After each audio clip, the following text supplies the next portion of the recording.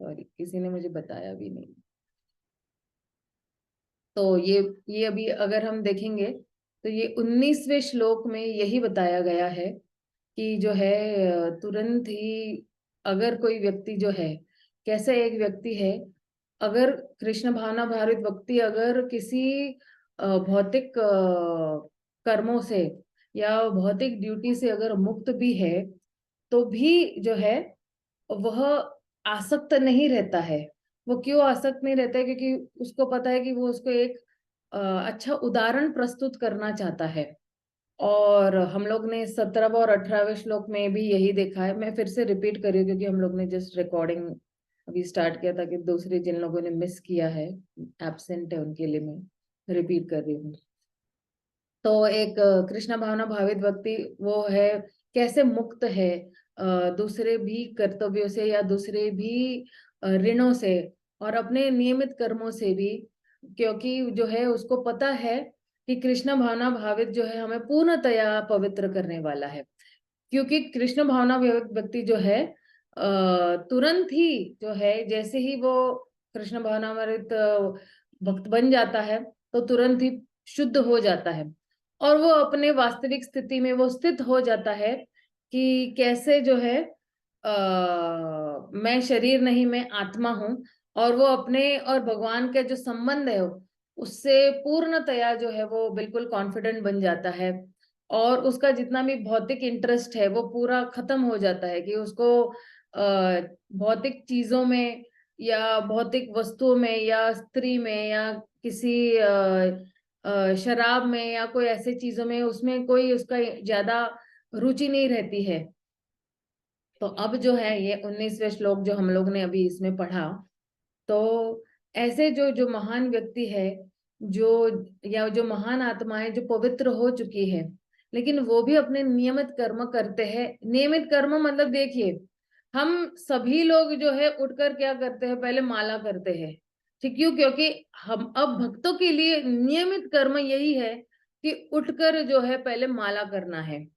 फिर अगर हम भोजन भी बना रहे हैं तो हम भगवान को भोग लगा रहे, ये भी हमारा नियत कर्म है।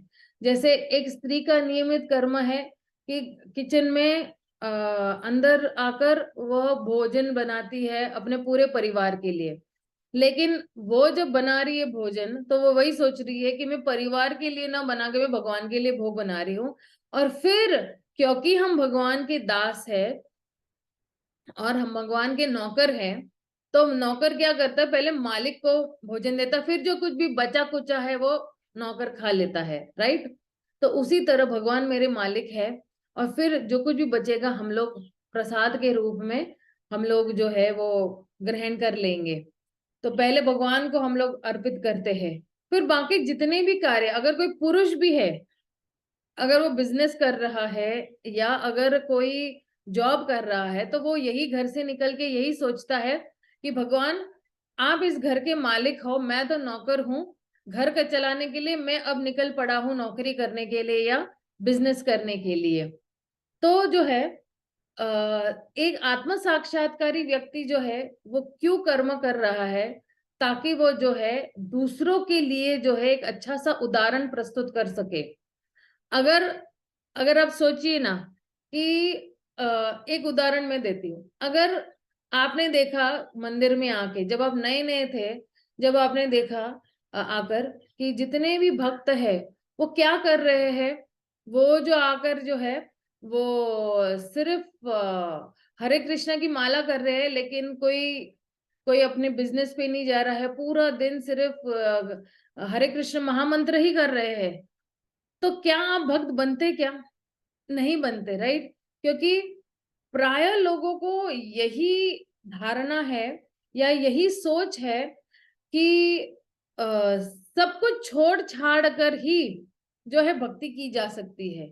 भक्ति जो है गृहस्थ आश्रम में रह के नहीं की जा सकती, हमें सन्यासी बनना ही पड़ेगा, सब कुछ छोड़ना पड़ेगा, घर भी छोड़ना पड़ेगा, बच्चों को भी छोड़ना पड़ेगा, और फिर मुझे भक्ति करनी पड़ेगी। क्या हम भक्त बनते? सोचिए आप, नहीं बनते ना। तो उसी तरह जो है जितने भी भक्त है, उन्होंने एक अच्छा उदाहरण हमारे सामने प्रस्तुत किया तो हम अच्छे भक्त बने। राइट? अगर अगर हम अच्छा अगर उन भक्तों ने अच्छा बोलते हैं ना कि उदाहरण प्रस्तुत ना किया होता तो आज हम भक्त ना होते। तो ये वाला श्लोक जो है हम लोग महसूस कर चुके, हम रियलाइज कर चुके हैं कि जो है आत्म साक्षात्कार के लेवल पर आने पर भी व्यक्ति जो है कर्म करता है, वो कर्म से विहीन नहीं हो जाता है, वो फिर भी अपने नियमित कर्म कर रहा है। तो अगले वाले श्लोक में आइए देखते हैं कि कैसे वो कार्य करता है। वैसे तो इसी श्लोक में बताया गया है कि वो अनासक्त होकर कर्म फलों से अनासक्त होकर करता है, अपनी जो बोलते हैं ना ड्यूटी समझकर करता है, लेकिन एक बोलते हैं ना कि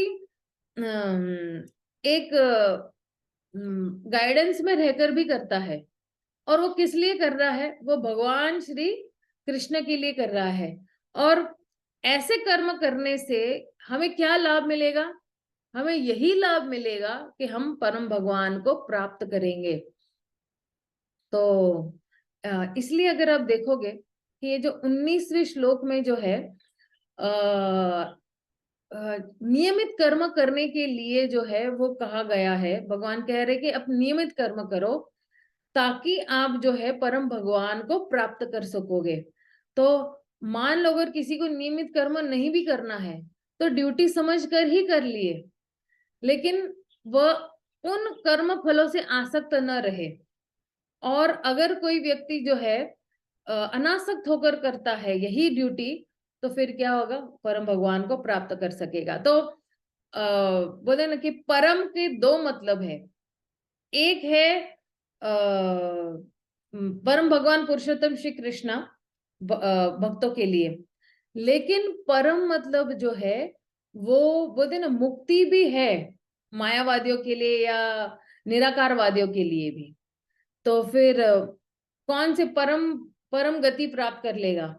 तो इसलिए जो है अगर हमें प्रगति करनी है और या अगर कृष्ण भावनावित भक्ति के भक्तों के लिए अगर प्रगति है तो उनको भगवान की भक्ति में या भगवान की भक्ति गुरु के सानिध्य में जरूर करनी चाहिए। गुरु की बोलते ना कि आदेश अनुसार करनी चाहिए, लेकिन उन्हें जो कर्म के परिणाम है या जो कार्य के परिणाम है उसमें आसक्त हुए बगैर ये सारे कर्म करने हैं। और इसलिए धीरे धीरे वो जो है प्रगति के मार्ग पर अपने परम लक्ष्य तक वह पहुंच सकता है, जो भगवान के धाम है, भगवान की सेवा करना है, भगवान को संतुष्ट करना है, इस परम लक्ष्य पर वो पहुंच सकता है।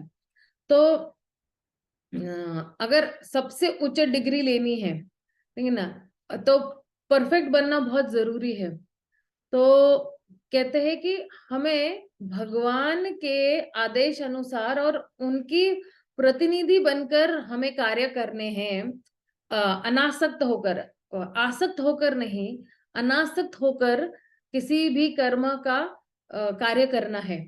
तो अब जो है इसमें एक बहुत अच्छा उदाहरण दिया गया है कि भगवान कह रहे हैं कि अर्जुन को तो तुम एक अच्छा व्यक्ति बनो और तुम एक बोले ना कि तुम क्यों लड़ाई नहीं करना चाहते हो, क्योंकि अभी हम लोग arjuna is the main hero यहाँ पे। अर्जुना कृष्ण मेन हीरो है और अर्जुन को वो प्रेरित कर रहे हैं। सेकंड हीरो अर्जुन है, क्योंकि अर्जुना को लड़ना नहीं है। लेकिन अब भगवान यही कह रहे हैं कि अगर तुम्हें लड़ना है तो फिर मेरी रुचि के लिए तुम लड़ो, भगवान के लिए तुम लड़ो। और इस तरह जो है तुम जब भगवान के लिए लड़ोगे तो सारे बंधनों से मुक्त हो जाओगे।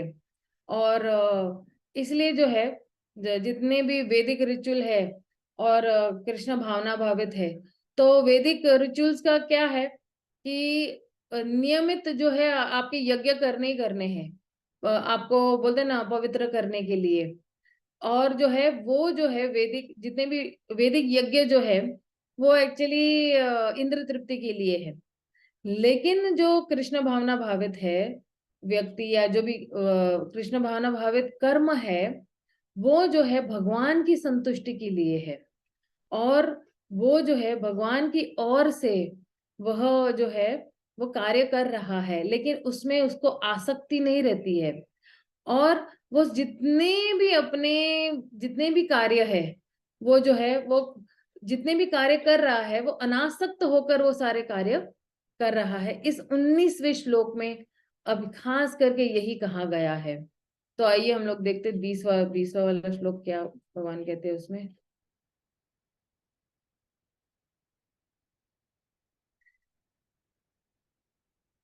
कर्मणा एव हि संसिद्धिम आस्थिता जनक आदय लोक संग्रम एव अपि संपश्य न कर्तुम अर्हसि।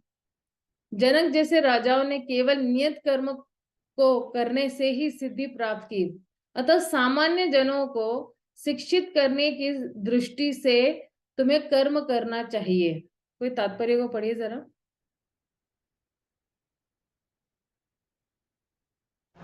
हरे कृष्ण माता जी, मैं पढ़ती हूँ। तात्पर्य श्रील प्रभुपाद द्वारा। श्रील प्रभुपाद की जय। जनक जैसे राजा सर्व स्वरूप सिद्ध व्यक्ति थे, अतः वे वेदानुमोदित कर्म करने के लिए बाध्य न थे। तो भी वे लोग सामान्य जनों के समक्ष आदर्श प्रस्तुत करने के उद्देश्य से सारे नियत कर्म करते रहे। जनक सीता जी के पिता तथा भगवान श्री राम के ससुर थे। भगवान के महान भक्त होने के कारण उनकी स्थिति दिव्य थी, किंतु चूंकि वे मिथिला, जो भारत के बिहार प्रांत में एक परगना है, के राजा थे, अतः उन्हें अपनी प्रजा को यह शिक्षा देनी थी कि कर्तव्य पालन किस प्रकार किया जाता है। भगवान कृष्ण तथा उनके शाश्वत सखा अर्जुन को कुरुक्षेत्र के युद्ध में लड़ने की कोई आवश्यकता नहीं थी, किंतु उन्होंने जनता को यह सिखाने के लिए युद्ध किया कि जब सत परामर्श असफल हो जाते हैं तो ऐसी स्थिति में हिंसा आवश्यक हो जाती है। कुरुक्षेत्र युद्ध के पूर्व युद्ध निवारण के लिए भगवान तक ने सारे प्रयास किए, किंतु दूसरा पक्ष लड़ने पर तुला था, अतः ऐसे सधर्म के लिए युद्ध करना आवश्यक था। यद्यपि कृष्ण भावना भावित व्यक्ति को संसार में कोई रुचि नहीं हो सकती, तो भी वह जनता को यह सिखाने के लिए कि किस तरह रहना और कार्य करना चाहिए, कर्म करता रहता है। कृष्ण भावनामृत में अनुभवी व्यक्ति इस तरह कार्य करते हैं कि अन्य लोग उनका अनुसरण कर सकें, और इसकी व्याख्या अगले श्लोक में की गई है। Hare Krishna. Thank you Madhavi, thank you. अब देखो यहाँ पे कितना अच्छा उदाहरण है हमारे सामने कि जनक जैसे महाराज जो है उन्होंने भी, बोलते हैं ना कि बार बार हम लोग उदाहरण अगर प्रस्तुत करते हैं तो फिर क्या होता है कि तुरंत ही उदाहरणों के माध्यम से हमें तुरंत ही उस विषय के बारे में तुरंत ही समझ आ जाती है। अगर उदाहरण नहीं देते हैं तो इसलिए देखो भगवान ने भी किनका उदाहरण लिया, जनक महाराज का उदाहरण लिया। तो बोलते हैं ना कि अगर कोई भी लीडर कुछ कार्य करता है तो तुरंत ही उसकी प्रजा भी वही कार्य करना शुरू कर देती है। तो अगर कोई एक नेता भी है और वो भी अपने नियमित कर्म अच्छी तरह से करे तो पूरी उसकी प्रजा भी अच्छी तरह से वो काम करेगी। तो अब यहाँ पे जनक महाराज के बारे में बता रहे हैं कि जनक महाराज ने भी अपने नियमित कर्म करके भगवान को प्राप्त कर लिया था। इसलिए हमारे नियमित कर्म करो ताकि जो है सामान्य जनता को भी जो है प्रशिक्षण मिले, सामान्य जनता को भी बोलते हैं ना कि एडुकेशन मिले, ज्ञान मिले कि अच्छा अगर राजा कर रहा है तो प्रजा को भी करना जरूरी है। लेकिन जनक महाराज को कोई भी बोलते हैं ना कि जनक महाराज को कोई भी ये नहीं था, क्या बोलते हैं, ऑब्लिगेशन नहीं था। ऑब्लिगेशन को क्या बोलते हैं, दायित्व नहीं था कि मैं अगर वेदों के जितने भी नियमित कर्म है मुझे करने ही है। क्यों? क्योंकि वो तो एक आत्म साक्षात्कारी व्यक्ति था। फिर भी उन्होंने जो है अपने नियमित कर्म क्यों किए, ताकि वो एक अच्छा सा उदाहरण प्रस्तुत कर सके। क्योंकि वो जो है मिथिला राज्य के राजा थे और उन्होंने अपनी सारी प्रजा को सिखाना था कि हमें नियमित कर्म कैसे करने चाहिए। और दूसरा यहाँ पे उदाहरण ये दे रहे हैं कि श्रील प्रभुपाद बोलते हैं कि नियमित कर्म करने की क्या जरूरत है। What is the need for doing prescribe duties. तो कृष्णा और अर्जुन जो है वो जो है युद्ध कर रहे हैं, लेकिन कृष्ण और अर्जुन युद्ध क्यों कर रहे हैं? ताकि सामान्य जनता को पता चले कि जो भी जो है वायलेंस है वो जरूरी है। जहां पे अच्छे तर्क जो है वहां पे फेल हो जाते हैं, तो वहां पे जो है वायलेंस बहुत जरूरी है। क्यों? क्योंकि पहले ही देखो भगवान जो है शांति दूत बनकर गए थे, तभी उन्होंने माना नहीं। फिर बोल रहे कि सिर्फ 5 गांव दो, तो भी वो मानने के लिए तैयार नहीं थे। द्रौपदी के साथ भी कितना सारा अत्याचार किया था, और उसके बाद भी वो राज्य देने के लिए तैयार नहीं थे। इसलिए जो है फिर युद्ध करना जरूरी था। तो मान लो अभी आज के समय में हम लोग युद्ध तो नहीं कर सकेंगे ना, एक दूसरे को काट पीट तो नहीं सकेंगे। अगर हमारे परिवार वालों के साथ अगर कुछ ऐसा होता है तो फिर कहाँ जाएंगे युद्ध करने के लिए? फिर कोर्ट में जाएंगे। तो वहां पे भी जरूर है कि वहां पे जरूर न्याय मिलेगा आपको। तो इसलिए जो है हमें भी जो है अगर हमारी जिंदगी में भी अगर ऐसा कुछ हो जाता है, तो फिर हमारे पास कृष्ण और अर्जुन का एक अच्छा सा उदाहरण है कि कैसे जो है एक जो बोलते हैं ना कि जिसको एक्सपीरियंस है कृष्ण भावना भावित में, वो कैसे है, कैसे कार्य करता है। तो उसको ना इस भौतिक जगत में कोई इंटरेस्ट नहीं है, इतनी कोई रुचि नहीं है, लेकिन वो फिर भी जो है आम जनता को सिखाने के लिए ही जो है वो अपने कार्य कर रहा है कि हमें कैसे नियमित कर्म करते करते ही हमारा जो है भक्ति करनी चाहिए। मतलब भगवान यही कहना चाहते हैं एक्चुअली इस निष्काम कर्म योगा में कि दोनों चीज को आप बैलेंस करना सीखो। ठीक है ना? आपके नियमित कर्मों को भी और आपके भक्ति के कार्यों को भी बैलेंस करना सीखो। ये नहीं कि अच्छा भक्ति आ गई तो सब कुछ यहाँ सब कुछ मैं छोड़ के चला जाऊंगा, मंदिर में भर्ती हो जाऊंगा और फिर जो मैं कार्य नहीं करूंगा। अगर मान लो कोई एक युवक व्यक्ति भी है, उसकी शादी भी नहीं हुई है, लेकिन उसके पास अपने माता पिता है, तो फिर भी माता पिता के लिए भी पर्याप्त मात्रा में धन बोलते ना इकट्ठा करके जो है वो ब्रह्मचारी बन सकता है। या तो फिर वही माता पिता को मंदिर के कहीं नजदीक स्थित कर सकता है ताकि वो भी भक्त बने और वो भी अपना जीवन भक्तिमय कार्यों में व्यतीत करे। क्योंकि अगर कोई मान लो अगर ब्रह्मचारी है जो 25 साल का है, तो कम से कम उनके जो माता पिता है वो 50 साल के होंगे, या 45 50 साल के आसपास होंगे। तो वो एज क्या होती है? वानप्रस्थ में जाने की होती है। हाँ, अगर माता पिता नहीं आना चाहते हैं लेकिन फिर भी जो है वो जाना चाहता है, तो ये फिर यहाँ पे एक व्यवस्था करके जानी चाहिए कि वो लोग अच्छी तरह से रह सके। और अगर कोई दूसरे भाई बहन है तो फिर उनके अधीन करके जाना चाहिए, उनको कॉन्फिडेंस में लेके जाना चाहिए कि मुझे ब्रह्मचारी बनना है, मुझे इस तरह से है, लेकिन हाँ मेरा कर्तव्य मेरे माता पिता के प्रति वही रहेगा। मैं कभी कभी मिलने आ जाया करूंगा, मैं घर में भी आऊंगा, मैं आपसे मिलूंगा भी। तो लोगों को ये नहीं लगेगा कि अरे देखो सब कुछ उसने छोड़ छाड़ के घर पे घर घर छोड़ छाड़ के वो मंदिर में भर्ती हो गया है। तो जो है ऐसे जो है जिनको एक्सपीरियंस है वो लोग क्या कार्य करते हैं ना कि ऐसे कार्य करते हैं कि जो दूसरे लोग भी उनको फॉलो करेंगे। वरना ये हो जाएगा ना कि कोई फॉलो ही नहीं करेगा। अगर मान लो सभी युवक जो है, अगर सभी शादीशुदा युवक भी ये बोलेंगे हम भी ब्रह्मचारी बनना चाहते, तो बीवियों का क्या होगा और बच्चों का घर में क्या होगा फिर? तो इसलिए जो है व्यक्ति ने ना अपनी बुद्धि को स्थिर रखकर शास्त्र, और कभी भी कोई निर्णय लेना है तो गुरु साधु और शास्त्र के हिसाब से निर्णय लेना है। अभी मैंने एक्चुअली काफी समय से मैं भक्ति में मैंने देखा हुआ है कि लोग है ना बहुत अचानक से ही अपनी जॉब छोड़ देंगे, बिजनेस में अपना इंटरेस्ट खो देंगे। जैसे मैंने पहले भी एक उदाहरण दिया था कि 3 3 बच्चे होने के बावजूद भी व्यक्ति जो है 12 12 बजे तक, दोपहर के 12 बजे तक मंदिर में ही है। और उसको लगता है कि मैं भक्ति कर रहा हूँ, लेकिन वहां पे बिजनेस ठप हो रहा है। फैक्ट्री में इंसान जितने भी है वो अपने कार्य नहीं कर रहे हैं, वो लोग ऐसी आलसीपना कर रहे हैं। तो धीरे धीरे उसका बिजनेस एकदम ठप होने लगा था। फिर 3 3 बच्चे, उनकी पढ़ाई का खर्चा है या उनकी शादियों का खर्चा है, तो फिर वो कैसे करेंगे? अगर आपने वो जिम्मेदारी ली है तो आपको वो जिम्मेदारी निभानी चाहिए। और आपको ही मार्ग निकालना चाहिए कि मैं कैसे बैलेंस करूंगा या करूंगी इन सभीयों से। तो बैलेंस करना बहुत जरूरी है।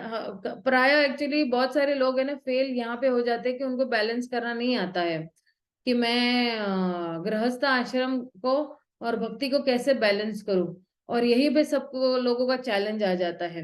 लेकिन अगर हम यही सोचेंगे कि मैं जो भी नियमित कर्म कर रहा हूँ मैं भगवान के लिए कर रहा हूँ, भगवान मेरे मालिक है, मैं भगवान का नौकर हूँ, तो वही जो कार्य है, अगर आप बिजनेस भी कर रहे हो तो वही कार्य कृष्ण भावना भावित हो जाता है। या अगर कोई स्त्री है घर की देखभाल अच्छा कर रही है, साफ सफाई अच्छा कर रही है, अच्छा भोजन बना रही है, बच्चों को अच्छी तरह से पढ़ा रही है, इवन बच्चों को अच्छी तरह से शिक्षण देना भी एक्चुअली कृष्ण भावना भावित कार्य हो सकता है। कि देखो कि बच्चे जो है अगर मान लो किसी अच्छी पोजीशन पे पहुंच जाते हैं भगवान की कृपा से, तो भी हम लोगों को कह सकते हैं कि देखो बच्चों को हमने भक्ति के संस्कार भी दिए हुए हैं, और हम लोग ने भौतिक जो भी उसको आगे जीवन निर्वाह के लिए जो कार्य करना है वो भी उसमें भी उसको हम लोग ने अच्छी तरह से प्रशिक्षण दिया हुआ है। तो इस तरह से जो है एक कृष्ण भावना भावित व्यक्ति जो है अपने नियमित कर्मों का पालन कर सकता है। आइए अगला वाला देखते हैं हम लोग।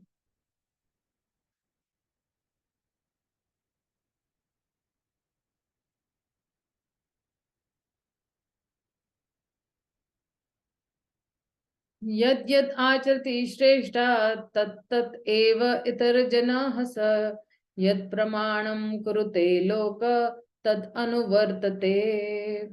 महापुरुष जो जो आचरण करता है सामान्य व्यक्ति उसी का अनुसरण करते हैं। अनुसरण यानी फॉलो करते हैं ना।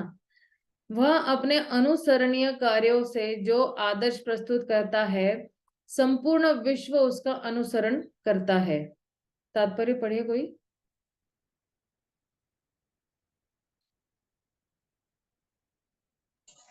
माता जी हम पढ़ रहे हैं। हाँ जी हाँ जी।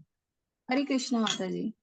सामान्य लोगों को सदैव एक ऐसे नेता की आवश्यकता होती है जो व्यवहारिक आचरण द्वारा जनता को शिक्षा दे सके।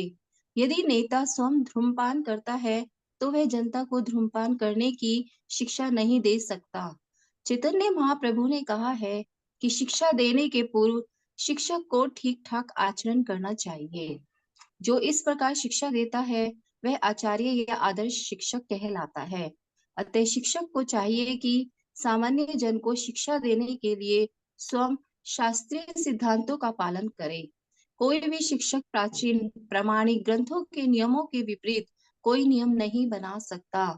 मनु संहिता जैसे प्रामाणिक ग्रंथ मानव समाज के लिए अनुसरणीय आदर्श ग्रंथ है। अतः नेता का उपदेश ऐसे आदर्श शास्त्रों के नियमों पर आधारित होना चाहिए। जो व्यक्ति अपनी उन्नति चाहता है उसे महान शिक्षकों द्वारा अभ्यास किए जाने वाले आदर्श नियमों का पालन करना चाहिए। श्रीमद् भागवत भी इसकी पुष्टि करता है कि मनुष्य को महान भक्तों के पद चिन्हों का अनुसरण करना चाहिए और आध्यात्मिक बोध के पथ में प्रगति का यही साधन है। चाहे राजा हो या राज्य का प्रशासन अधिकारी, चाहे पिता हो या शिक्षक, ये सब अबोध जनता के स्वाभाविक नेता माने जाते हैं। इन सब का अपने आश्रितों के प्रति महान उत्तरदायित्व रहता है। अतः उन्हें नैतिक तथा आध्यात्मिक संहिता संबंधी आदर्श ग्रंथों से सुपरिचित होना चाहिए। हरे कृष्ण माता जी। धन्यवाद माता जी, धन्यवाद। तो अगर हम देखेंगे कि अभी ये वाले जो है, एक जो है बोलते नेता है, उसे अपने नियमित कर्म जो है वो क्यों करने चाहिए, ताकि वो एक अच्छा सा उदाहरण प्रस्तुत कर सके।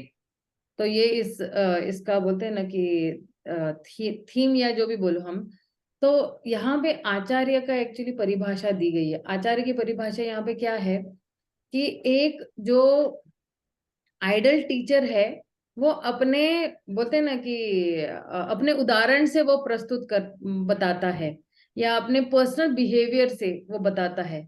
तो उसी तरह जो है चैतन्य महाप्रभु ने भी अपने स्वयं के उदाहरण से प्रस्तुत किया हुआ है कि कैसे जो है हमें जो है एक जो नेता है, जब तक वह जो है वो तब तक नहीं पढ़ा सकता है लोगों को जब तक वो खुद ही सिगरेट फूकना नहीं बंद करता है।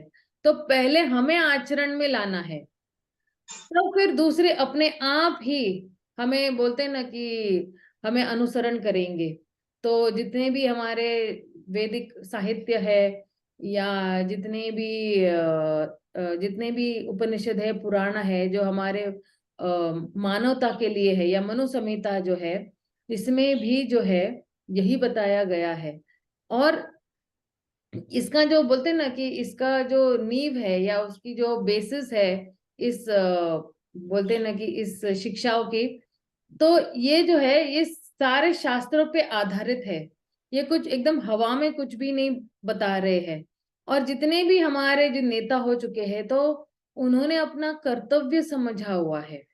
तो चाहे वो राजा हो, चाहे वो किसी प्रदेश का बोलते हैं ना मंत्री हो, चाहे पिता हो, चाहे वो टीचर भी क्यों ना हो, तो उन्होंने अपने उदाहरण से वो प्रस्तुत किया है। क्यों? क्योंकि वो उन्होंने ये सोचा है कि ये हमारी जिम्मेदारी है। हमारे पास एक बहुत बड़ी जिम्मेदारी है कि हमारे जितने भी अनुयायी है, या जो हमें अनुसरण कर रहे हैं, तो हमें जो है अच्छी तरह से उनको एक आध्यात्मिक पथ पर ले जाने की हमारी जिम्मेदारी है, क्योंकि वो हम पर है। तो अगर हम देखेंगे कि एक राजा है, तो अगर राजा अय्याशी करेगा तो प्रजा भी अय्याशी में लुप्त रहेगी। यहाँ अगर कोई मंत्री है, तो मंत्री भी अगर सिर्फ लूटपाट करेगा, चोरी चपाटी करेगा, तो क्या होगा? तो उसकी प्रजा भी वैसी कार्य में लग जाएगी।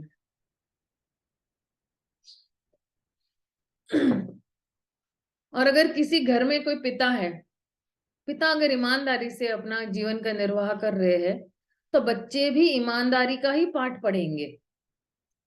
और अगर स्कूल टीचर है, क्योंकि हम लोग ज्यादा समय जो है बचपन में हम लोग ने सबसे ज्यादा समय हम लोग ने स्कूल अध्यापकों के साथ हम लोग ने बिताया हुआ है, राइट?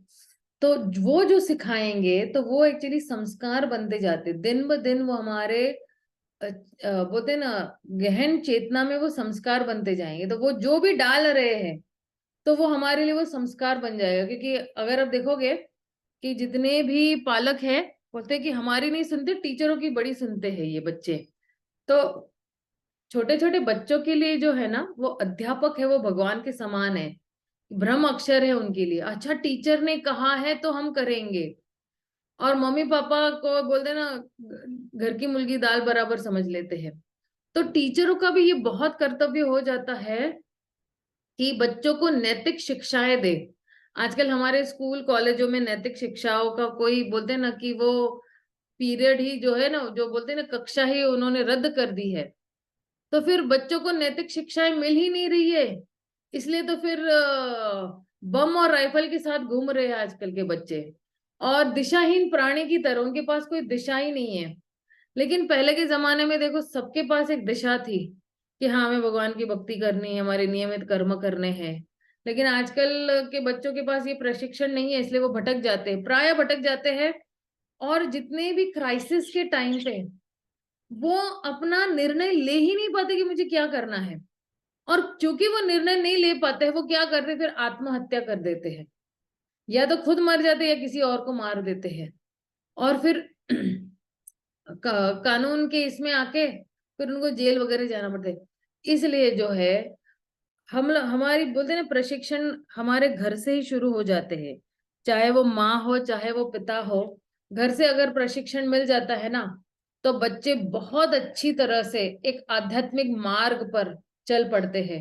वरना फिर है ना, उनका जो बोलते हैं ना आखिरी गंतव्य जेल तक हो जाता है। तो श्रीमद् भागवतम भी जो है यही बोलते ना कि उपक्रम के लिए जो है वो उसकी सराहना कर रहा है कि भाई हमें जो है जितने भी महान भक्त है, उनके पद चिन्हों पर चलना है, उनका अनुसरण करना है। और अगर हम ऐसे महान भक्तों के, देखो हमारे लिए रोल मॉडल है। हमारे लिए रोल मॉडल कौन कौन है?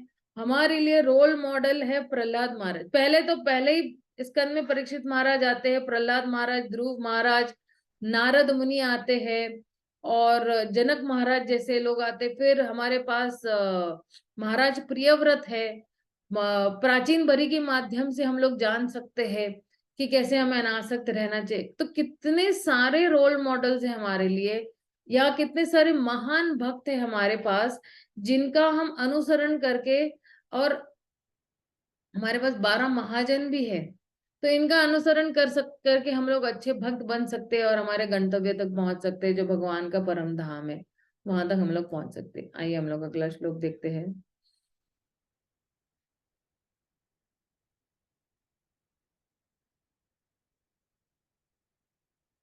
ओहो, मैंने शेयर नहीं किया क्या? ओके।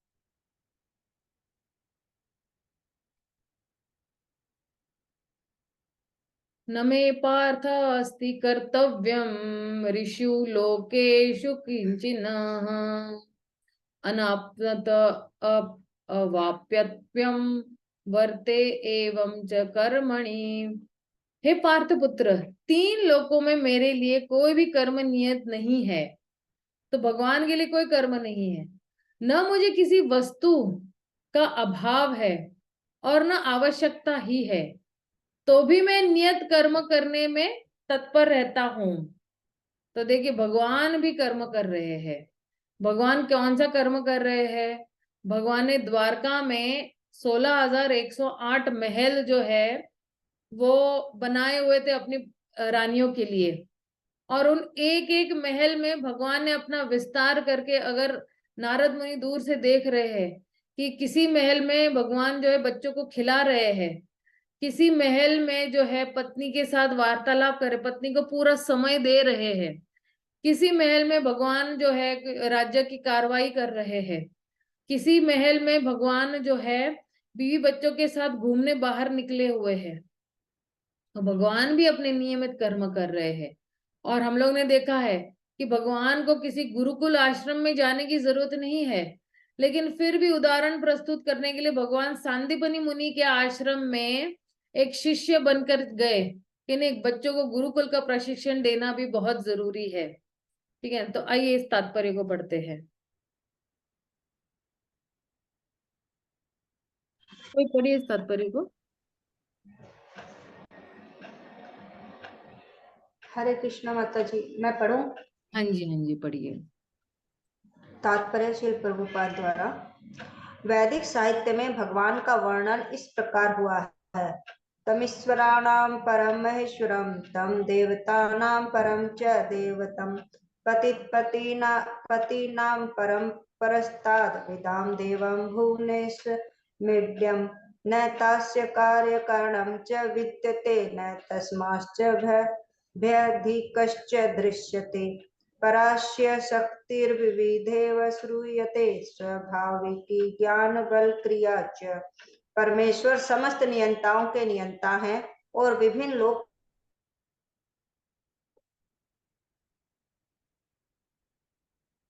विशिष्ट प्राप्त होती है।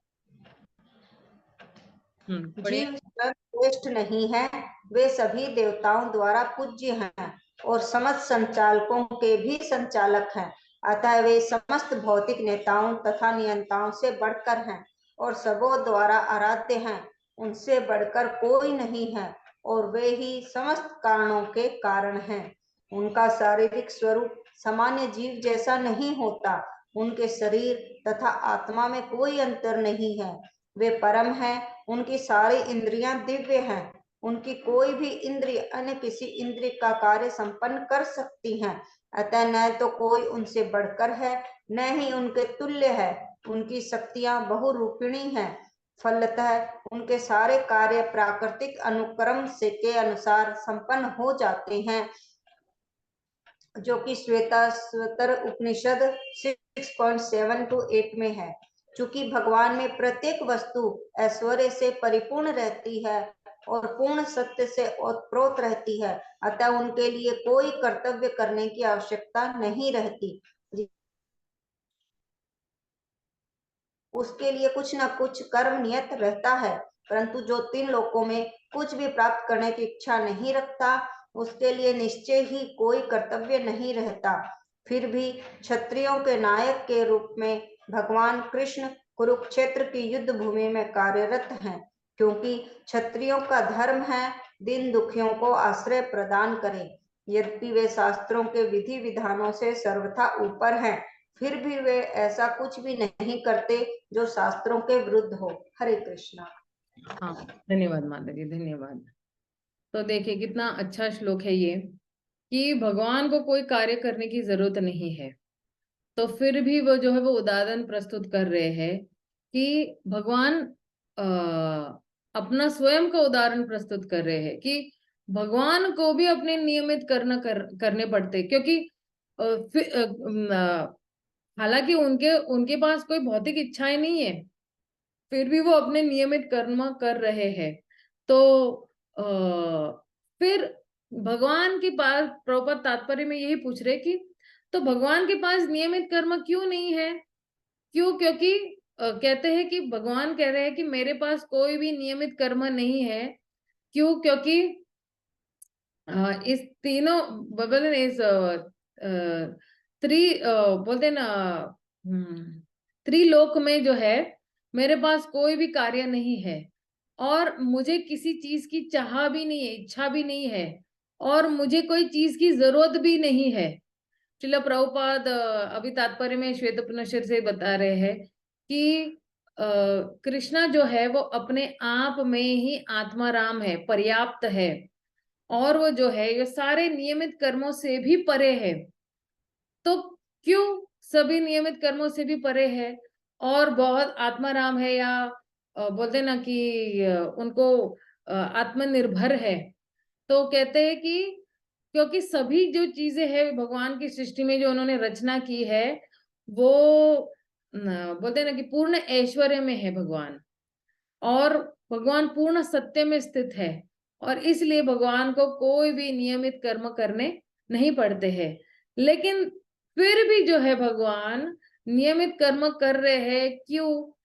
पहला तो है एक उदाहरण प्रस्तुत करने के लिए, कि भाई मुझे एक उदाहरण प्रस्तुत करना है, इसलिए वो अपने नियमित कर्म कर रहे हैं। और फिर नियमित कर्म करते करते धीरे धीरे जो है व्यक्ति जो है आध्यात्मिक मार्ग में चल पड़ेगा, अपने नियमित कर्म ही अच्छी तरह करेगा, तो फिर उसके पास एक ट्रेनिंग हो जाता है, एक प्रशिक्षण हो जाता है कि अच्छा मैं बहुत अच्छे नियमित कर्म अच्छी तरह से कर रहा हूँ। तो फिर वो अच्छा भक्त भी बन पाएगा। क्यों? क्योंकि भक्ति में भी कितने सारे हमें कहते हैं ना कि नियम लागू है, ये नहीं करना है, वो नहीं करना है, ये करना है। तो ये सारे जो है नियम जो है वो उसको अच्छी तरह से धीरे धीरे क्रम में जो है भक्ति में आगे ले जाएंगे। लेकिन पहले ही वो अगर अपने नियमित कर्मों से वो चूक जाएगा, तो वो आनंद की प्राप्ति भी नहीं करेगा। वो ऐसे हो जाएगा, ना इधर का रहेगा ना उधर का रहेगा। क्यों? क्योंकि अगर उसने बीवी बच्चों को छोड़ भी दिया, घर वालों को छोड़ भी दिया, परिवार वालों को छोड़ भी दिया है, फिर भी उसके अंदर कुछ ना कुछ खलता रहेगा कि अच्छा मैंने अपने परिवार वालों को छोड़ दिया, और न उसको कृष्ण भावना भावित में भी आनंद मिलेगा और न इधर मिलेगा, क्योंकि अभी तक वो परिपक्व नहीं हुआ है, उस स्तर पर नहीं है कि वो सब कुछ छोड़ छाड़ कर वो मंदिर में भर्ती हो जाए या भगवान की भक्ति करे। इसलिए सभियों को ये वाला जो अध्याय है ना, इतना अच्छा अध्याय है कि हमें अपने नियमित कर्म कैसे करते करते धीरे धीरे क्रम में शुद्धिकरण करना है अपना, और धीरे धीरे चीजों से अनासक्त होकर भगवान में आसक्ति लगाना है। इसका ना एक्चुअली बहुत एक अच्छा एग्जाम्पल है जड़ भरत। जड़ भरत ने जो है अपना नियमित कर्म कर रहा था, लेकिन किसी से बात नहीं करना, किसी से आसक्ति नहीं लगाना, और वो फिर अपने भगवान की भजन भक्ति करते जा रहा था। अब जो है अगर भगवान कह रहे हैं कि कोई अगर नियमित कर्म कर रहा है, तो वो धीरे धीरे क्रम में जो है वो आगे बढ़ता जाएगा।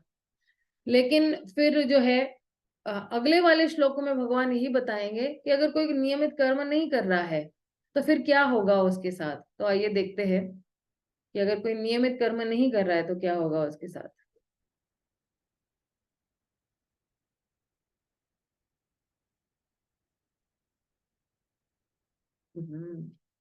शेयर किए बगैर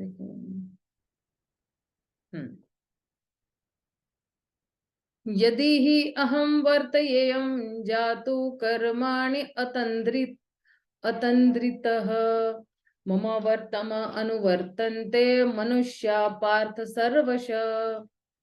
क्योंकि यदि मैं नियत कर्मों को सावधानी पूर्वक न करूं तो हे पार्थ, यह निश्चित है कि सारे मनुष्य मेरे पथ का ही अनुगमन करेंगे, भगवान को फॉलो करेंगे ना। तात्पर्य पढ़िए जरा।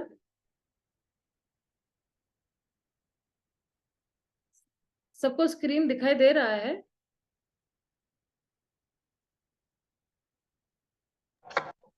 हरे कृष्ण माता जी। हाँ जी, पढ़िए।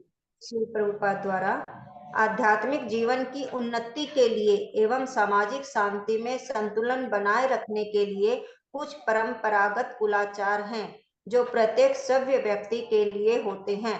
ऐसे विधि विधान केवल बद्ध जीवों के लिए हैं, भगवान कृष्ण के लिए नहीं। लेकिन क्योंकि वे धर्म की स्थापना के लिए अवतरित हुए थे, अतः उन्होंने निर्दिष्ट नियमों का पालन किया। अन्यथा सामान्य व्यक्ति भी उन्हीं के पद चिन्हों का अनुसरण करते, क्योंकि कृष्ण परम प्रमाण है। श्रीमद् भागवत से यह ज्ञात होता है कि श्री कृष्ण अपने घर में तथा बाहर गृहस्थोचित धर्म का आचरण करते रहे। हरे कृष्णा। धन्यवाद। उत्सीदेयु इमे लोका न कुर्याम कर्म चेतदहम् संकर्यस्य च कर्ता स्वयं उपहन्याम इमा प्रजा। यदि मैं नियत कर्म न करूं तो ये सारे लोग नष्ट हो जाए। जब मैं अवांछित जन समुदाय वर्णशंकर को उत्पन्न करने का कारण हो जाऊंगा और इस तरह संपूर्ण प्राणियों की शांति का विनाशक बनूंगा। तो देखिए, अगर भगवान भी अपने कर्म नहीं करेंगे तो बोलेंगे भगवान उत्तरदायित्व ले रहे, अगर नहीं करूंगा तो फिर क्या होने वाला है, परिणाम बता रहे हैं। पढ़िए कोई तात्पर्य ये वाला। हाँ जी। वर्णशंकर अवांछित जन समुदाय है जो सामान्य समाज ईश्वरी शांति माता जी, भंग आप करता है। रेंज में आइए, आपकी आवाज कट रही है। तो माता जी नेटवर्क प्रॉब्लम होगा मेरा, सॉरी। हाँ, नेटवर्क काफी प्रॉब्लम है। आत्मदर्शिनी माता जी, पढ़िए ये वाला तात्पर्य आप।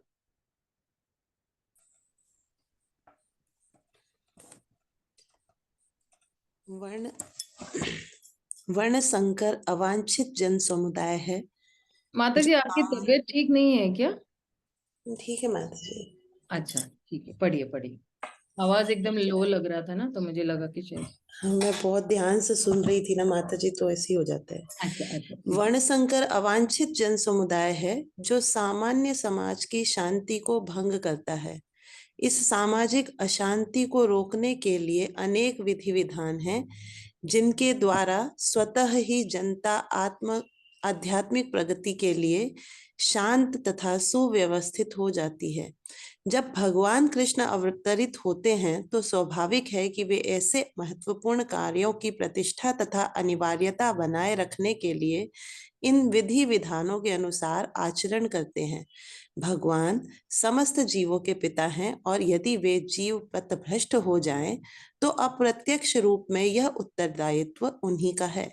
अतः जब भी विधि विधानों का अनादर होता है तो भगवान स्वयं समाज को सुधारने के लिए अवतरित होते हैं। किंतु हमें ध्यान देना होगा कि यद्यपि हमें भगवान के पद चिन्हों का अनुसरण करना है तो भी हम उनका अनुकरण नहीं कर सकते। अनुसरण और अनुकरण एक से नहीं होते। हम गोवर्धन पर्वत उठाकर भगवान का अनुकरण नहीं कर सकते, जैसा कि भगवान ने अपने बाल्यकाल में लिया था। ऐसा कर पाना किसी मनुष्य के लिए संभव नहीं। हमें उनके उपदेशों का पालन करना चाहिए, किंतु किसी भी समय हमें उनका अनुकरण नहीं करना है। श्रीमद् भागवतम में इसकी पुष्टि की गई है। या आप सीधा ना उसका अनुवाद पढ़िएगा। अच्छा, मनुष्य को भगवान तथा उनके द्वारा शक्ति प्रदत्त सेवकों के उपदेशों का मात्र पालन करना चाहिए। उनके उपदेश हमारे लिए अच्छे हैं और कोई भी बुद्धिमान पुरुष बताई गई विधि से उनका कर्मान्वित करेगा। उनको कर्मान्वित करेगा। फिर भी मनुष्य को सावधान रहना चाहिए कि वह उनके कार्यों का अनुकरण न करे। उसे शिवजी के अनुकरण में विष का समुद्र नहीं पी लेना चाहिए। हमें सदैव ईश्वरों की या सूर्य तथा चंद्रमा की गतियों को वास्तव में नियंत्रित कर सकने वालों की स्थिति को श्रेष्ठ मानना चाहिए। ऐसी शक्ति के बिना कोई भी सर्वशक्तिमान ईश्वरों का अनुकरण नहीं कर सकता। शिवजी ने सागर तक के विष का पान कर लिया, किंतु यदि कोई सामान्य व्यक्ति विष की एक बूंद भी पीने का यत्न करेगा तो वह मर जाएगा। शिवजी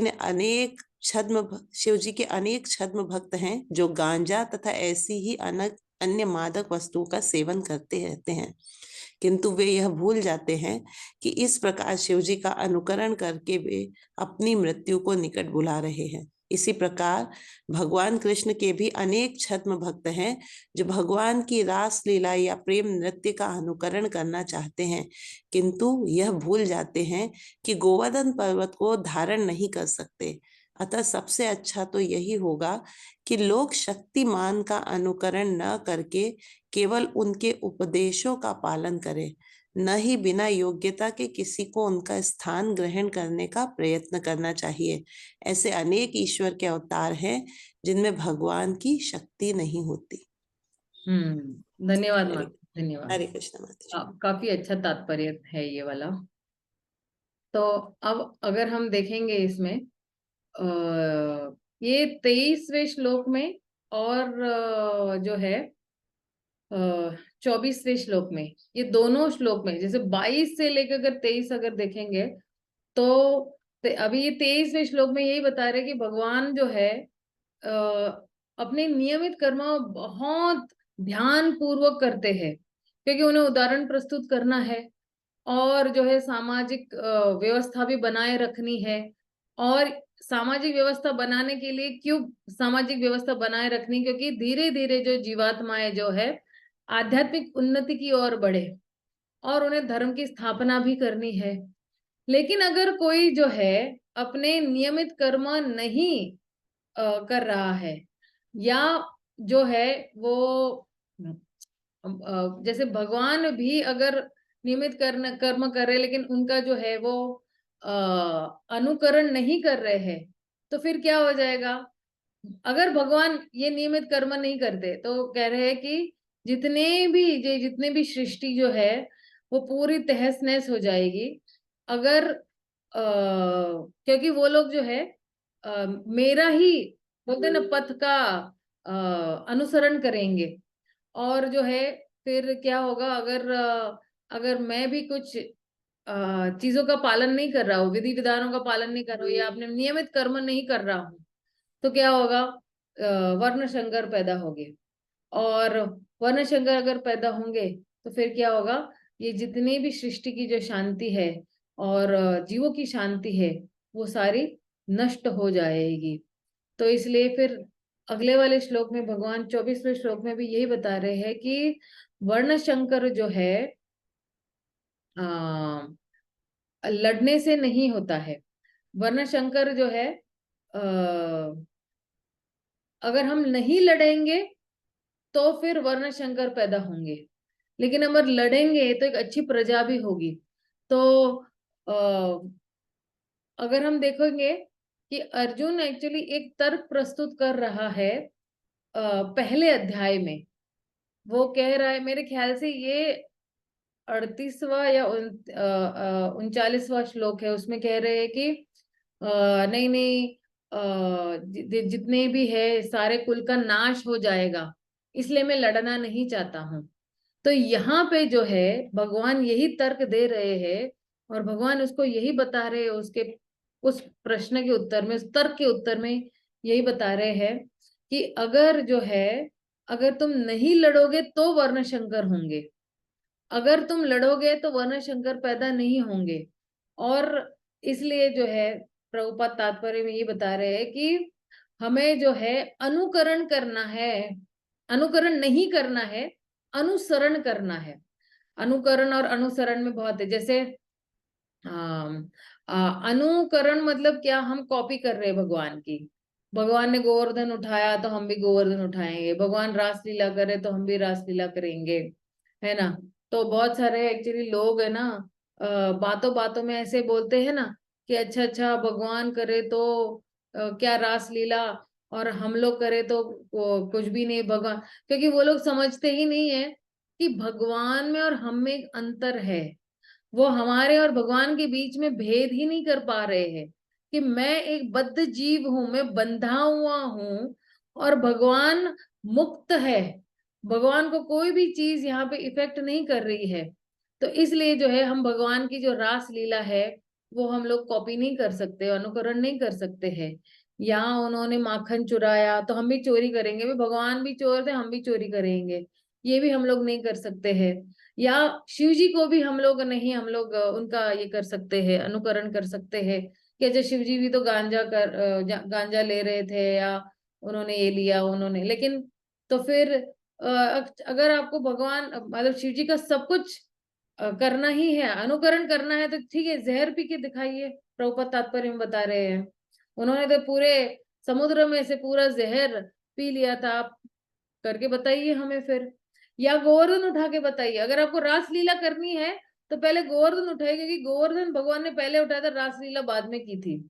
तो गोवर्धन उठा के हम लोग हमारी इस छोटी वाली उंगली पे एक छोटा सा प्लास्टिक का बॉल भी नहीं उठा पाएंगे या उसको बैलेंस कर पाएंगे बहुत देर तक। और ये तो भगवान ने ये छोटी उंगली पे 7 दिन 7 रात जो उस गोवर्धन को उठा के रखा हुआ था। तो इसलिए जो है महान भगवान जो है उनके हम लोग जो है हम लोग कुछ भी कॉपी नहीं कर सकते हैं, हम लोग अनुकरण नहीं कर सकते हैं।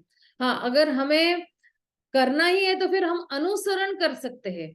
उन्होंने जितने भी अच्छे उपदेश दिए हैं, भगवत गीता में है या भागवतम में है, उन आदेशों का पालन करके हम अपने जीवन को सफल बना सकते हैं, हम अपने जीवन को परिपूर्ण बना सकते हैं भगवान के आदेशों का पालन करके।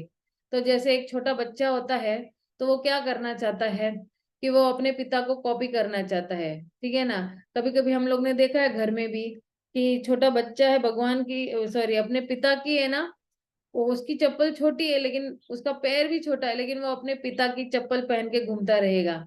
लेकिन वो जो है उसके जो नन्हे नन्हे पैर है वो उस जूते में या चप्पल में जाते हैं, लेकिन वो प्राय गिर जाता है। क्यों? क्योंकि वो अपने पिता की जो है वो अनुकरण करना चाहता है कि पिता ने ये जो है जूते पहने हुए हैं तो मैं भी यही जूता पहनूंगा। तो क्या होता है वो चलने के इसमें वो गिर जाता है। तो उसी तरह अगर हम भी परम पिता जो हमारे भगवान श्री कृष्ण है और उनका हम लोग अनुकरण करने जाएंगे तो हम अपने नॉर्मल स्तर से भी नीचे गिर जाएंगे, और जो है हम लोग और अंधकूप में जाते जाएंगे, और जीवन का जो असली लक्ष्य है भगवान के प्रेम की प्राप्ति वो नहीं कर पाएंगे। जो आत्म साक्षात्कार की और हमें बढ़ना चाहिए हम नहीं बढ़ पाएंगे, और हम और नर्क योनियों में नीचे नीचे नीचे नीचे धंसते चले जाएंगे। तो इस 2 तात्पर्य में प्रभुपाद यही बताना चाहते हैं। आइए अगला वाला देखते हैं हम लोग।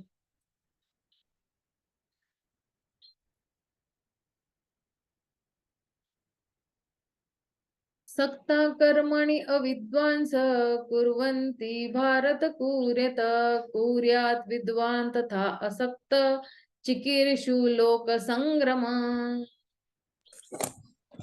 इस प्रकार अज्ञानी जन फल की आसक्ति में कार्य करते हैं, उसी तरह विद्वान को चाहिए कि वे लोगों को उचित पथ पर ले जाने के लिए अनासक्त रहकर कार्य करें। अभी यहाँ पे विद्वान लोगों की बात हो रही है, जो बोलते ना जो लोग अपने इसमें बहुत ही निपुण है, तो उनकी बात की जा रही है। तो पढ़िए जरा ये वाला तात्पर्य। एक कृष्ण भावना भावित मनुष्य तथा कृष्ण भावनाहीन व्यक्ति में केवल इच्छाओं का भेद होता है। कृष्ण भावना भावित व्यक्ति कभी ऐसा कोई कार्य नहीं करता जो कृष्ण भावनामृत के विकास में सहायक न हो। यहाँ तक कि वह उस अज्ञानी पुरुष की तरह कर्म कर सकता है जो भौतिक कार्यों में अत्यधिक आसक्त रहता है, किंतु इनमें से एक ऐसे कार्य अपनी इंद्रिय तृप्ति के लिए करता है, जबकि दूसरा कृष्ण की तुष्टि के लिए। अतः कृष्ण भावना भावित व्यक्ति को चाहिए कि वह लोगों को यह प्रदर्शित करे कि किस तरह कार्य किया जाता है और किस तरह कर्म फलों को कृष्ण भावनामृत कार्य में नियोजित किया जाता है। न बुद्धि भेदम जनयेत् याज्ञं कर्म संगम कर्म संगीनां जोषयेत सर्व कर्माणि विद्वान युक्त समाचरन्। विद्वान व्यक्ति को चाहिए कि वह सकाम कर्मों में आसक्त अज्ञानी पुरुष को कर्म करने से रोके नहीं, ताकि उनके मन विचलित न हो, अपितु भक्ति भाव से कर्म करते हुए वह उन्हें भी सभी प्रकार के कार्यों में लगाए, जिससे कृष्ण भावनामृत का क्रमिक विकास हो। ये बहुत ही इंपॉर्टेंट है, ये वाला भगवान क्रमिक विकास होना बहुत जरूरी है, न कि एकदम ही अचानक से कोई विकास नहीं हो सकता है। पढ़िए ये वाला तात्पर्य जरा। वेदेश्च सर्वम् अहमेव वेद्यः, यह सिद्धांत संपूर्ण वैदिक अनुष्ठानों की पराकाष्ठा है। सारे अनुष्ठान, सारे यज्ञ कृत्य तथा वेदों में भौतिक कार्यों के लिए जो भी निर्देश हैं, उन सबों समेत सारी वस्तुएं कृष्ण को जानने के लिए निमित्त हैं, जो हमारे जीवन के चरम लक्ष्य हैं। लेकिन चूंकि बद्ध जीव इंद्रिय तृप्ति के अतिरिक्त और कुछ नहीं जानते, अतः वे वेदों का अध्ययन इस दृष्टि से करते हैं।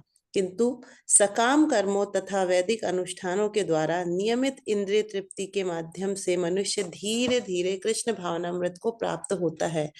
अतः कृष्ण भावनामृत में स्वरूप सिद्ध जीव को चाहिए कि अन्यों को अपना कार्य करने या समझने में बाधा न पहुंचाए, अपितु उन्हें यह प्रदर्शित करे कि किस प्रकार सारे कर्म फल को कृष्ण की सेवा में समर्पित किया जा सकता है।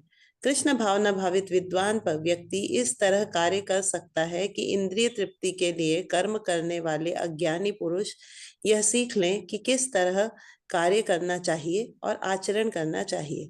यद्यपि अज्ञानी पुरुष को उसके कार्यों में छेड़ना ठीक नहीं होता, परंतु यदि वह रंच भर भी कृष्ण भावना भावित है, तो वह वैदिक विधियों की परवाह न करते हुए सीधे भगवान की सेवा में लग सकता है। ऐसे भाग्यशाली व्यक्ति को वैदिक अनुष्ठान करने की आवश्यकता नहीं रहती, क्योंकि प्रत्यक्ष कृष्ण भावनामृत के द्वारा उसे वे सारे फल प्राप्त हो जाते हैं जो उससे अपने कर्तव्यों के पालन करने से प्राप्त होते हैं। धन्यवाद माता जी, थैंक यू सो मच। तो अभी ये जो 25 और 26वें श्लोक में 25वें श्लोक में भगवान जो है एक आसक्त व्यक्ति और एक अनासक्त व्यक्ति के बीच में एक्चुअली तुलना कर रहे हैं, और भगवान ये स्थापित करना चाहते हैं कि अगर कोई एक आत्मा साक्षात्कारी व्यक्ति है, वो अपने कार्य जो है वो क्यों कर रहा है, ताकि वो एक अच्छा सा उदाहरण प्रस्तुत कर सके सामान्य जनता के लिए। लेकिन जो है अगर एक जो बोलते हैं ना कि एक अज्ञानी व्यक्ति है, तो वो जो है उसको पता नहीं है, तो फिर वो क्या करेगा, वो आसक्त होके ही अपने कर्म करेगा या नियमित कर्म करेगा। लेकिन जो आत्म साक्षात्कारी व्यक्ति है, वो जो है वो कर्म करेगा, उसका कार्य करेगा या काम करेगा, लेकिन अनासक्त होकर करेगा वो कार्य, और दूसरों के लिए भी वो उदाहरण प्रस्तुत कर सकेगा, ताकि लोग जो है जो उस पे निर्भर है वो भी सही पथ पर चल पड़े। तो इसलिए अगर हम देखेंगे कि दोनों के बीच में जो है फर्क किसका आ रहा है, एक आसक्त व्यक्ति है और एक अनासक्त व्यक्ति है, या जो कार्य करने वाला है।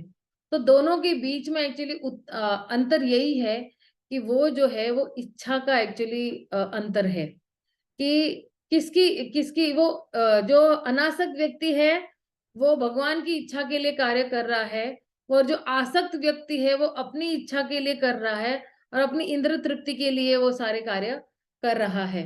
तो अगर देखेंगे कि एक second, just give me 1 minute. मैं ना इसका प्रॉपर एक मेरे पास शायद से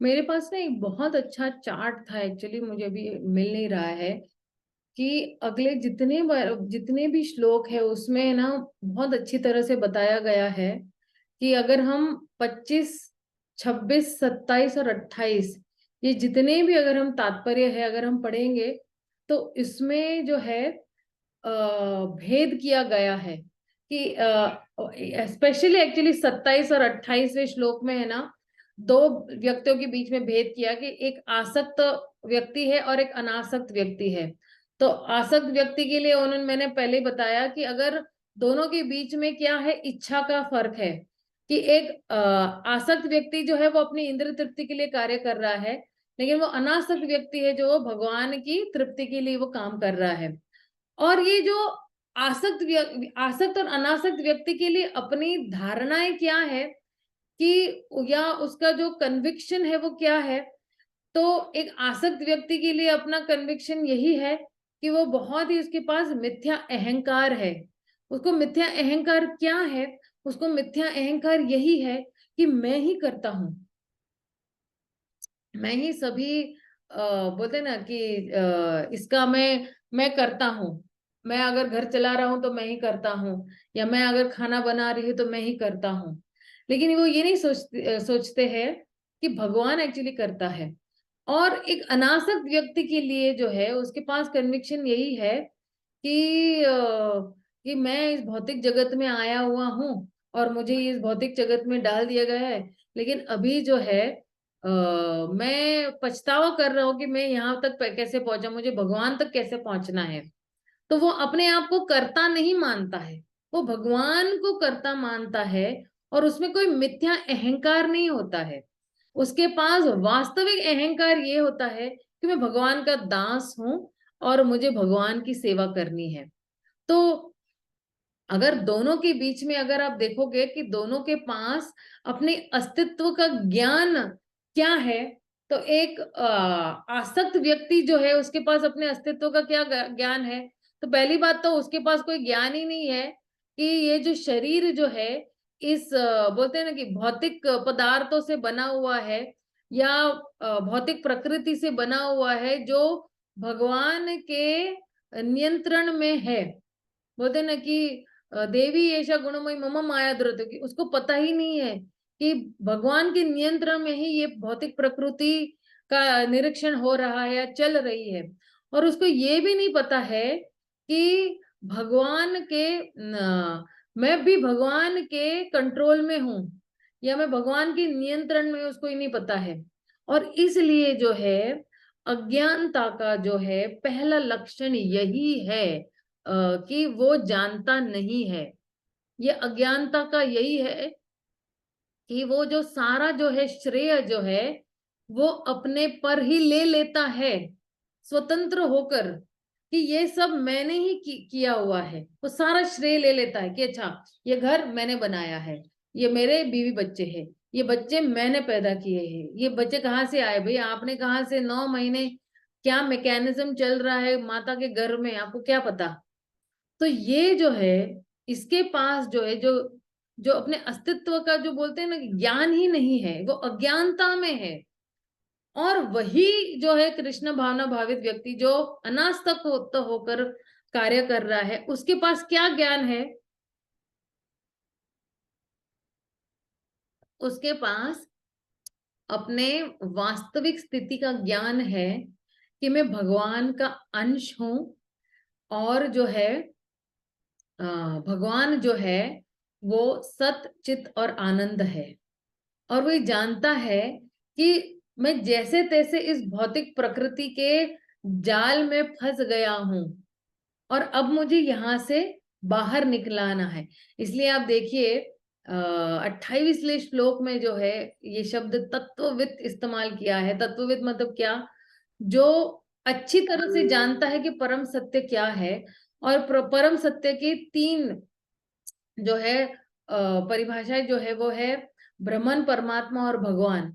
वो अपनी इस वास्तविक स्थिति बहुत अच्छी तरह जानता है। वो ये जानता है कि मेरा और भगवान का क्या संबंध है।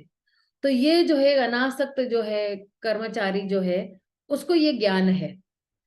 लेकिन अगर हम देखेंगे कि इनके कार्य भी क्या है दोनों के, एक आसक्त व्यक्ति जो है कौन से कार्य करेगा, और एक अनासक्त व्यक्ति जो है वो कौन से कार्य करेगा। तो एक आसक्त व्यक्ति जो है भगवान की सेवा में अपने सारी इंद्रियों को नहीं संलग्न करेगा।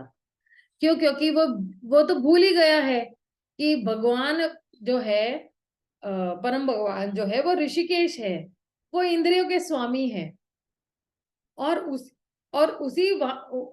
उसी के विपरीत अगर हम देखेंगे, एक अनासक्त जो कर्मचारी है या अनासक्त भक्त है, वो अपने सारे जितने भी कर्म है वो भगवान में ही ये करेगा, और भगवान के लिए ही करेगा, वो अपने लिए नहीं करेगा।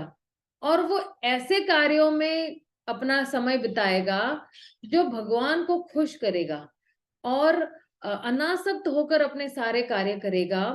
और जितनी भी अपनी इंद्रियां है वो सारी इंद्रियां वो जो है वो भगवान की सेवा में लगाएगा। इसका सबसे अच्छा उदाहरण है महाराज अम्बरीश। उन्होंने अपनी सारी इंद्रियां जो है भगवान की सेवा में लगाई है।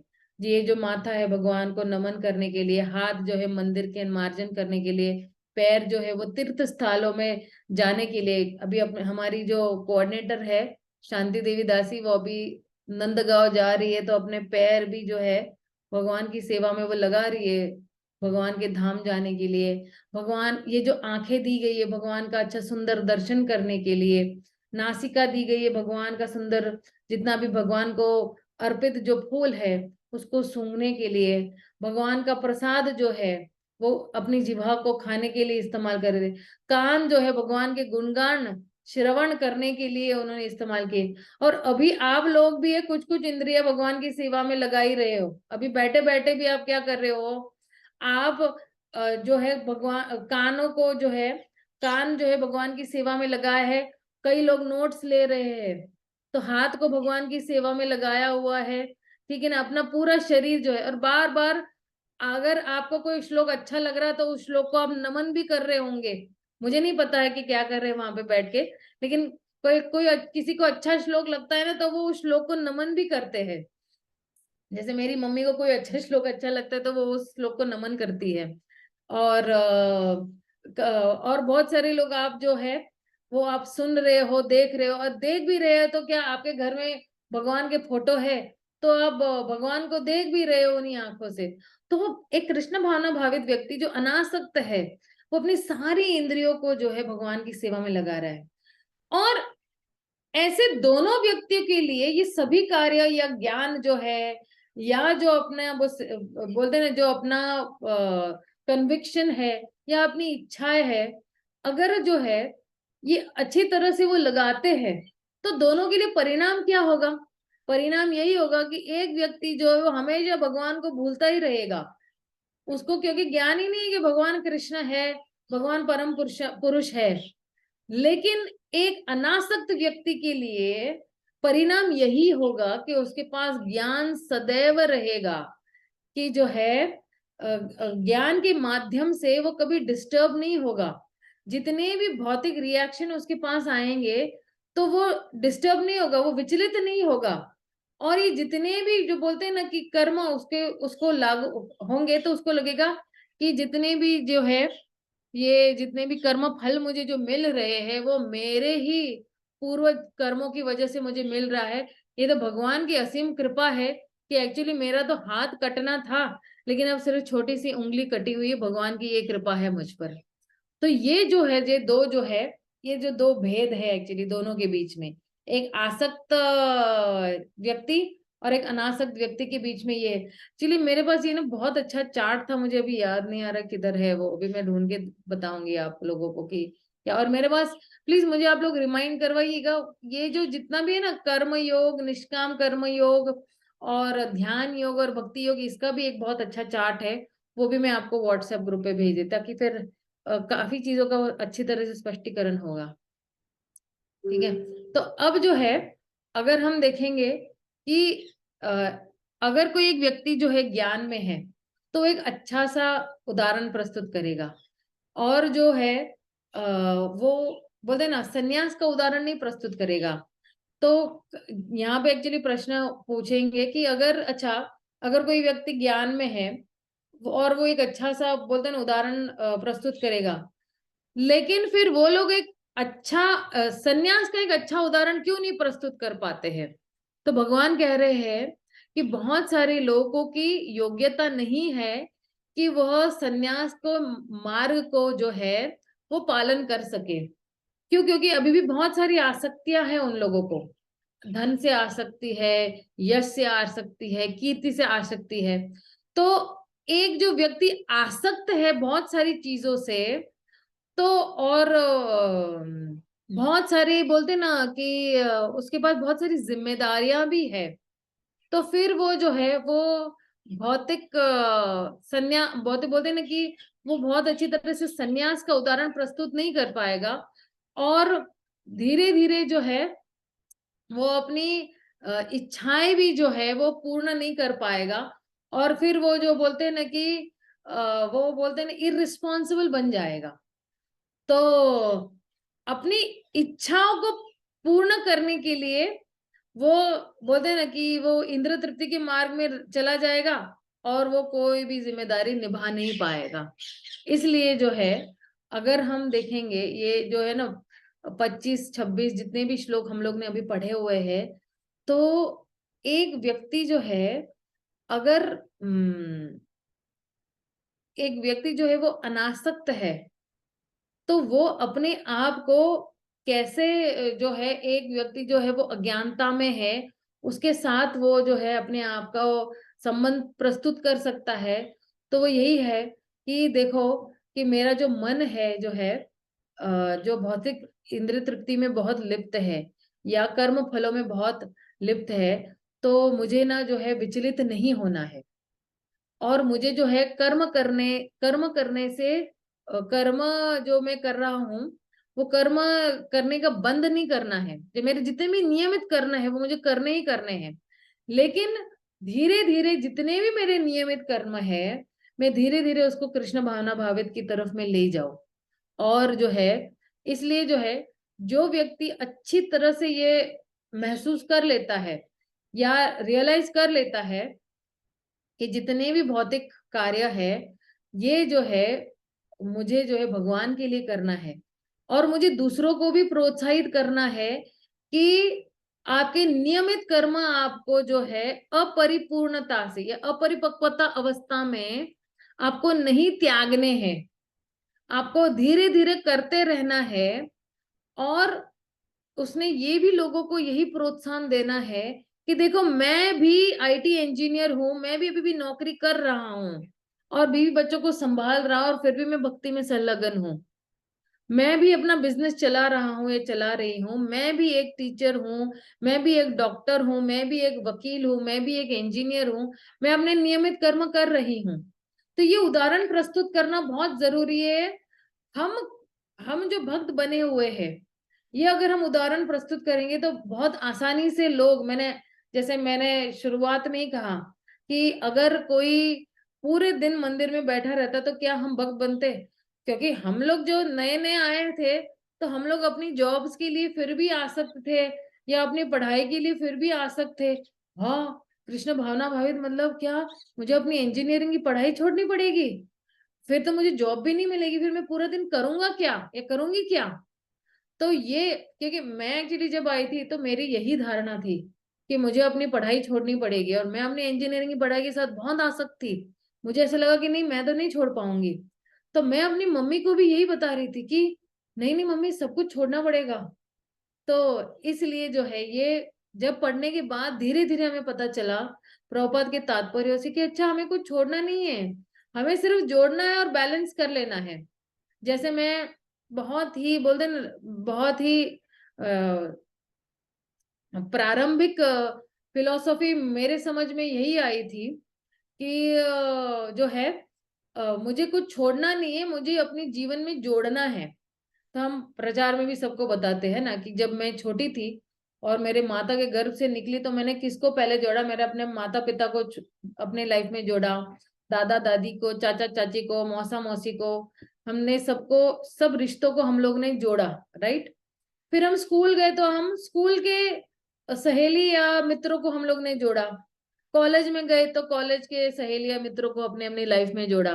शादी हुई तो पति को अपनी लाइफ में जोड़ा, सास ससुर को अपनी लाइफ में जोड़ा, नंदन देवरों को अपनी लाइफ में जोड़ा, राइट। और हमारे पास सबके लिए टाइम है। फिर हमारे बच्चे हुए तो बच्चों को भी अपनी लाइफ में जोड़ा हम लोगों ने। तो हमारे पास सबके लिए टाइम है, सास ससुर के लिए टाइम है, माता पिता के लिए टाइम है, ननंद देवरों के लिए टाइम है, मौसियों के लिए टाइम है, चाचाओं के लिए टाइम है। तो हमें भगवान के लिए थोड़ा टाइम निकालना है। और भगवान के लिए जब धीरे धीरे टाइम निकालेंगे तो हमें पता चलेगा कि कैसे है जितने भी सारे रिश्ते हैं, ये हम कृष्ण भावना भावित होकर उसको देख सके हैं कि सारे भगवान के अंश है और मैं इनके साथ जुड़ी हुई हूँ। तो मुझे जो है इन लोगों को भी प्रसन्न करना है। तो इसलिए स्टार्टिंग में मैंने बताया था कि प्रीति और आसक्ति में फर्क यही है कि आपको प्रेम पूर्वक व्यवहार करना है, लेकिन आपको उनके साथ आसक्त नहीं होना है। और उनको भगवान के धीरे धीरे धीरे डोज देके, प्रसाद के माध्यम से, थोड़े दो शब्द बोल के माध्यम से उनको भक्त बनाना है धीरे धीरे। तो इस तरह से जो है एक कृष्ण भावना भावित भक्त है कि अपना नियमित कर्म कर रहा है और धीरे धीरे नियमित कर्म करते करते वह शुद्धिकरण की तरफ बढ़ रहा है। तो धीरे धीरे उसको जो है एक बहुत ही जेन्युइन आत्म साक्षात्कार हो जाएगा। लेकिन अगर वो अपरिपक्वता अवस्था में अगर सब कुछ त्याग देता है या संन्यास ले लेता है, तो फिर वो सिर्फ एक सामाजिक दीमक ही कहलाएगा, समाज के लिए एक दीमक ही कह रहा है, जो धीरे धीरे समाज को जो है वो नोच रहा है और खोखला कर रहा है। दीमक क्या करता है ना कि किसी भी लकड़ा जो है उसको खोखला कर देता है ताकि वो खड़ा ही ना हो सके। कुछ दिन के बाद वो पूरा पाउडर हो जाएगा। उसी तरह जो है हम भक्त जो है अपरिपक्व अवस्था में अगर हम लोग ने सब कुछ छोड़ छाड़ लिया और संन्यास ले लिया, तो फिर हम लोग क्या प्रस्तुत करें? हम लोग एक्चुअली एक समाज के लिए एक बोलते हैं ना कि सोशल पैरासाइट ही कहलाएंगे हम लोग। हम लोग एक बोलते हैं ना, जो बोलते हैं ना कि दीमक हुई है, पूरे समाज को हम लोग खोखला कर देंगे। तो इसलिए हम जो कृष्ण भावना भावित भक्त हैं उनके लिए बहुत बड़ी जिम्मेदारी है कि कैसे हम अपना नियमित कर्म बहुत अच्छी तरह से करें। कोई टीचर है, कोई डॉक्टर है, कोई इंजीनियर है, कोई बिजनेसमैन है, कोई गृहिणी भी है। ये नहीं समझना चाहिए कि अच्छा मैं तो गृहिणी हूं, मैं क्या उदाहरण प्रस्तुत कर पाऊंगी। नहीं, गृहिणियों के लिए भी एक अच्छा उदाहरण है कि अपने बच्चों को अच्छी से अच्छी तालीम दे, अपने बच्चों को अच्छे से अच्छे संस्कार दे और लोगों के सामने प्रस्तुत करे। देखो, हम बच्चों को पढ़ाई भी करा रहे हैं और बच्चों को भगवत गीता के श्लोकों का भी उच्चारण करवा रहे। बच्चे धोती कुर्ता में है, तिलक अच्छी तरह से पहन रहे, भक्ति के जितने भी सारे नियम अच्छी तरह से उसका पालन कर रहा है। तो गृहिणी के लिए सबसे बड़ा प्रचार यही हो जाएगा कि उसके जो बच्चे हैं कृष्ण भावना भावित बन। वरना आजकल सोशल डिस्ट्रैक्शन इतना हो गया है, ट्विटर है, फेसबुक है, व्हाट्सएप है, तो बच्चे उसमें लगे रहते हैं प्राय लोग। क्योंकि मैं टीचर हूँ, बच्चे पेरेंट्स आके मुझे यही कंप्लेन करते हैं कि इनका ना मोबाइल छुड़ाओ, इनको ना मोबाइल बिल्कुल भी नहीं लेना चाहिए। तो फिर मैं एक्चुअली एक ही रूल निकालती कि जो कोई भी पेरेंट ने मुझे कंप्लेन किया है कि बच्चे मोबाइल इस्तेमाल कर रहे, वो 3 घंटे एक्स्ट्रा बैठेंगे मेरे पास और पढ़ाई करेंगे। तो फिर इस डर से भी थोड़ा बहुत बोलते ना प्रभाव थोड़ा कम हो गया, लेकिन पूर्णतः तो प्रभाव नहीं कम हुआ है। बच्चों को इतना हम लोग रोक टोक नहीं कर सकते। तो गृहिणी के लिए भी एक अच्छा सा उदाहरण वो प्रस्तुत कर सकती है, जो जॉब नहीं भी कर रहा है घर पे बैठे ही अच्छा सा उदाहरण प्रस्तुत कर सकता है कि कैसे जो है एक व्यक्ति जो है कृष्ण भावना भावित होकर भी एक अच्छा सा उदाहरण प्रस्तुत कर सकता है। तो मैं ना अपनी वाणी को यही विराम दूंगी। हम लोग जो है अगला सेक्शन वापस एक्चुअली 26 से ही स्टार्ट करेंगे, ताकि इसका और अच्छी तरह से स्पष्टीकरण हो, क्योंकि ये सारे जितने भी है 25, 26, 27, 28 जितने भी, वो सारे कनेक्टेड है। लेकिन मुझे प्लीज रिमाइंड करना कि मुझे 25वें से ही फिर से शुरू करना है, ठीक है ना। तो हम लोग यहाँ पे ही विराम देते। किसी का कोई प्रश्न, जिज्ञासा या कुछ शंकाएं है तो आप पूछ सकते हैं मुझे।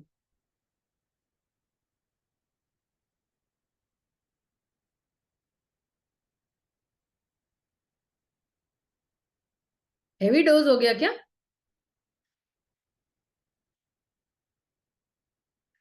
कि कैसे दोनों बैलेंस कर पाएंगे? नहीं, इतना कुछ मुश्किल नहीं है, बहुत सरल है। और आप लोग तो उसमें से काफी लोग तो फॉलो कर ही रहे हैं। उसमें क्या करना है, हमें थोड़ा बहुत जरा जिम्मेदारी से हमें अपने कार्य करने हैं, है ना। तो किसी का कोई प्रश्न या जिज्ञासा है तो आप पूछ सकते हो।